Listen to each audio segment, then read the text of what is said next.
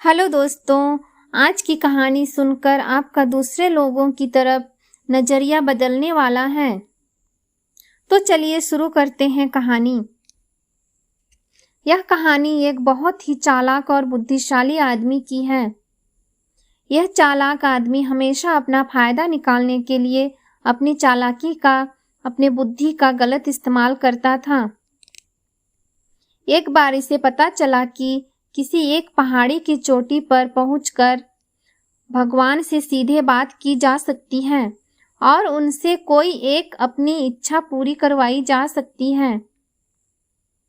वो आदमी किसी तरह उस पहाड़ी की तलाश करके उसकी चोटी पर चढ़ने में कामयाब हो गया और उस चोटी पर जाकर वह चिल्ला चिल्ला कर भगवान को बुलाने लगा। भगवान ने उससे वहां आने का कारण पूछा तो पहले यह आदमी अपनी चालाकी का प्रदर्शन करने लगा। आदमी ने भगवान से कुछ सवाल पूछे। आदमी ने पहला सवाल पूछा, भगवान आपके लिए लाखों साल कितने बराबर हैं? भगवान ने कहा, मेरे लिए लाखों साल 1 सेकंड के बराबर हैं। आदमी ने फिर भगवान से दूसरा सवाल पूछा, भगवान आपके लिए करोड़ों अरबों रुपए का क्या मूल्य है?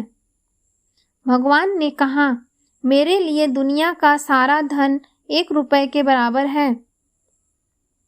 अब आदमी को लगा कि उसने भगवान को अपनी बातों में फंसा लिया है, इसलिए उसने अब अपनी इच्छा बताई। भगवान, मैं आपसे 1 रुपए मांगता हूँ। इतना कहने के बाद आदमी मन ही मन मुस्कुरा रहा था कि अब वह दुनिया का सारा धन पा लेगा। भगवान ने कहा, मैं तुम्हें 1 रुपए देने के लिए तैयार हूँ। इसके लिए तुम्हें बस मेरी एक शर्त माननी होगी। आदमी ने कहा, वह कोई भी शर्त मानने के लिए तैयार है। भगवान ने आदमी से कहा, तुम्हें सिर्फ 1 सेकंड इंतजार करना होगा। आदमी खुशी से उछल पड़ा और तुरंत हाँ कर दी। उसके हाँ करते ही भगवान वहां से गायब हो गए। अब आदमी इंतजार करने लगा कि कब उसे दुनिया का सारा धन मिलेगा।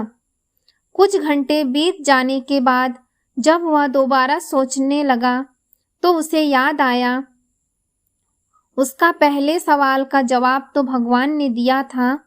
उसके हिसाब से भगवान के लिए 1 सेकंड यानी आदमी के लिए लाखों करोड़ों साल के बराबर हैं। यानी कि भगवान उसे दुनिया की सारी दौलत देंगे, लेकिन लाखों करोड़ों साल इंतजार करने के बाद। यह अद्भुत कहानी हमें बड़ा ही गहरा सबक देकर जाती है।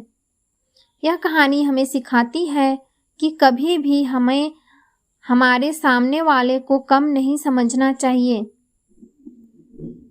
अगर हम सामने वाले से ईमानदार रहेंगे, हम उसके साथ अच्छा ही करेंगे तो हमारे साथ भी अच्छा होगा और हम सामने वाले को जो देंगे वही हमें वापस मिलेगा।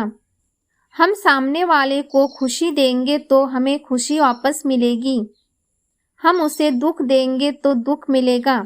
वफादारी के बदले वफादारी और धोखे के बदले हमें धोखा ही मिलेगा। दोस्तों, यह कहानी अच्छी लगी तो प्लीज़ इस चैनल को लाइक और सब्सक्राइब जरूर करें।